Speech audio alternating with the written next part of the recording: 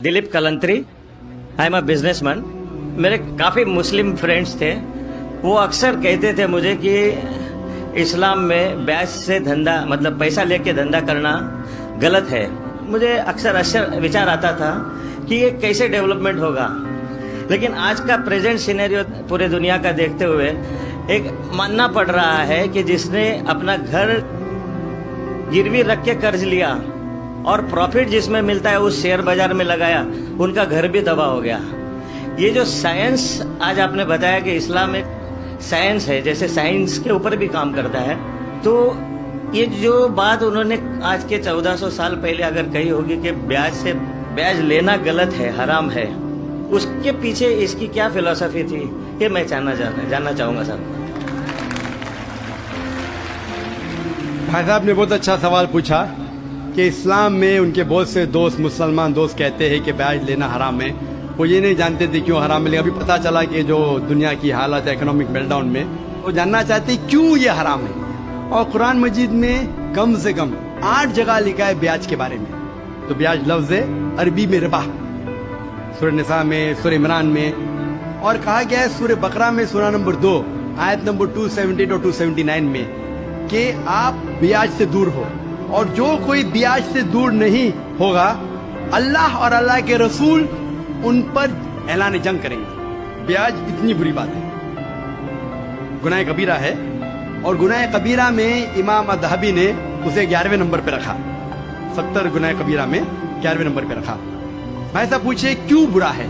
क्योंकि ब्याज से अमीर आदमी और अमीर होता है, गरीब आदमी और गरीब बनता है। अमीर आदमी और अमीर होता है, गरीब आदमी और गरीब बनता है। आमतौर पे आप जब लोन लेने जाएंगे तो गरीब आदमी को लोन का मिलता है, और अमीर आदमी बताएगा मेरे पास ये है, मेरे पास वो है, तो उसको लोन मिलता है। तो अमीर और अमीर बनता है, गरीब और गरीब बनता है। इसीलिए कुरान में सूरह अल-हशर में सूरह नंबर 59 आयत नंबर 7 में अल्लाह फरमाते कि ज़कात दो ताकि दौलत इंसानों के बीच घूमे, सिर्फ अमीरों में नहीं रहे।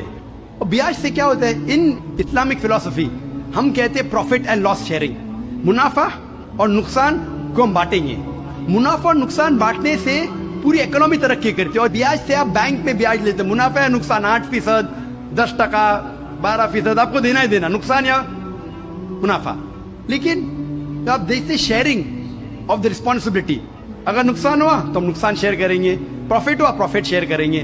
ब्याज में क्या होता है? मिसाल के तौर पे बैंक में, मैं एक लंबी तकरीर दे चुका हूं इस पे, अभी वक्त नहीं है, सिर्फ ये बोलूंगा कि ब्याज में क्या होता है। मिसाल के तौर पे बैंक ए के पास सपोज 100 रुपया है, वो बैंक बी को 10 रुपया रख के 90 रुपया देती है बैंक बी को। बैंक बी उसमें से 9 रुपया रखता है, बाकी का 90% देता है बैंक सी को। बैंक सी 10% रखती, 90% दिखती डी को, डी देता है ई को।